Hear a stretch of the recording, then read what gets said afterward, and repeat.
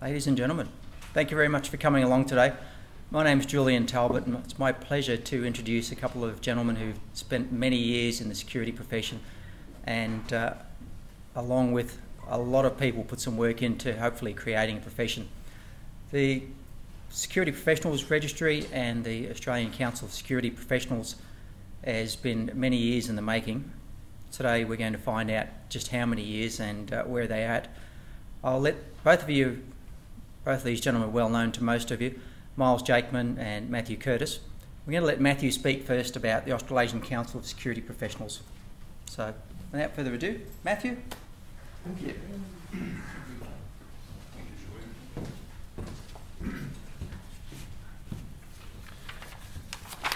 Thank you very much, JBS, Julian and Miles, for this opportunity to talk about something which is very important, certainly something which is very near to my heart and near to the hearts of many professionals, and something about which it's in fact very exciting to be talking now. A few weeks ago at the Security and Government Conference, the arrangements for, I guess, professionalising the security profession as it's evolving were launched by me, or by the Australasian Council of Security Professionals, me in the position of chair, and by Steve Mark in his position as the registrar of the Security Professionals Registry, Australia. I am Service Group Manager for Security in Canberra for GHD. GHD is a big privately owned company which has been around for 100 years. Most of it is in the engineering space, but we have a well-developed and well-known security consulting capability in the design and strategic advisory space. That's what I do. And as a professional, I have a lot of collegial relationships across the profession with other consultants, with other security managers in the private and public sectors and in the NGO sector, advisors, security managers across the board. And that, I guess, is a good way to start talking about what the profession actually is. Now, Miles will be talking about this more, so I won't steal your thunder, Miles. But what defines a profession is its service of a greater good. For doctors, it's the health of individuals, public health. For lawyers, it's the court. Lawyers serve the court. And I feel, and I know others strongly feel too, and this is why we're doing this, the security profession serves the public good. It serves the public security and public safety interests of us all. When you think of what we do, the security risk assessments that Julian does, that I do, that other companies do, the security designs that GHD does and others do, SKM, all our competitors, but we all share collegially a very strong commitment to public good and to bettering our community. Many of us indeed consult in the national security space. I do. And that's a very strong calling. I have a background in foreign relations, and I continue to have that calling. So, I guess that explains it. We consist of practitioners and professionals across many sectors, and we provide services which are critical to the public interest. And it is generally recognised that our profession should be held to the same, held to account for the same sort of managerial and management standards which other professions are held to. And as the peak group of the profession in Australia, we seek to professionalise the security profession. That's our aim, that's our vision. Now, how do we do this? we, as the council, we are providing ongoing advocacy and a public voice for the profession in government and the community. The Registry is doing its job as well and has commenced to do its job, and Miles will be talking about that shortly. But the council, now that the Registry has been formed, continues and will continue to be the peak group within the profession, our voice, and the place where a lot of our thinking as a profession will occur, I hope, as things go forward. That's certainly our aim, to provide a thought leadership, a storehouse of knowledge, capability, thinking, philosophy, about the range of things that are important to professionalising us as a group. Professional standards, education standards, competency, discipline, and how these things need to be applied and will be applied going forward by the Registry. And going forward, these things will change. That's why you need groups like representative groups and peak groups to be the clearinghouse of these changes in thought. So, a word on our history. There are a number of congresses, very inclusive, important congresses back in 2007, 2008, drawn from a wide cross-section of the profession at the time, discussing the matters that I've just summarised. And with the support of the Attorney-General's Department, both moral and material, the council was established. The main role of the council, when it was established, was to stand up the Registry. The Registry stood up in November of last year, and much to it was a great pleasure at the time, and it was a particularly great pleasure to be with Steve Mark, the Registrar. Steve Mark is the Security Services Commissioner in New South Wales, which means he regulates the legal profession in the jurisdiction of New South Wales. We are very pleased to have him on board as the Registrar. And we're very pleased also to have on board such high quality individuals as Miles, as Jason Brown, who was my predecessor as the Chair of the Council and is now Deputy Registrar. And I might say very independent of the Council. Very important to say this. They're independent. So, we are a representative group, and you can see, our aim is to be inclusive, and this is one of the things that is our strength. There are many organisations which provide a whole range of very valuable services to their members around competency development, around continuing professional development. For example, ISACA and ACES are two very good examples.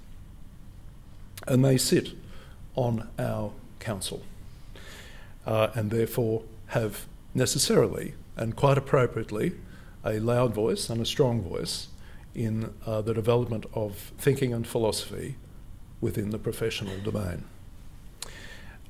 We also have a number of educational institutions, including Edith Cowan, University of Queensland, Macquarie University, CIT, and the ANU. We are always interested in having a wider membership and therefore wider representation and therefore a more representative voice. We also have individual members. I'm an individual member, having become the chair in June. And the individual members come and they go. I will only be a member for 3 years before I have to resign my membership. That's how we do it. We also have at each council meeting an observer of the Attorney-General's Department. That agency maintains a close interest in our progress and in the progress of the profession.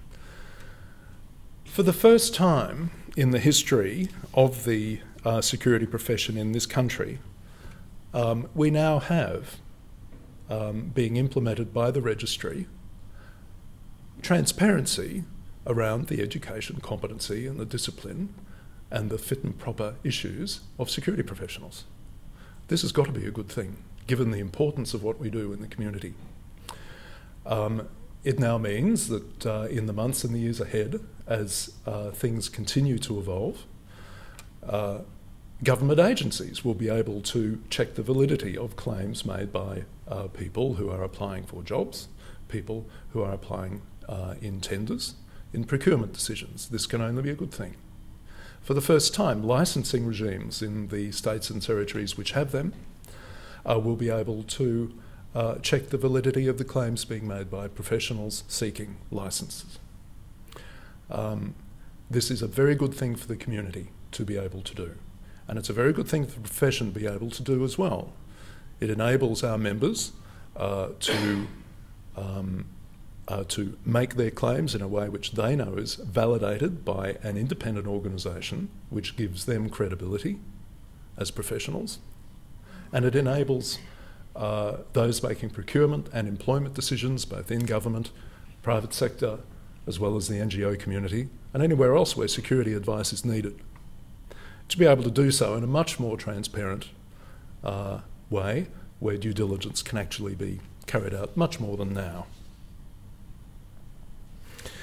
So, what this membership structure means, and that is the highly representative nature of the membership, the organisational members, the education and research members and the individual members.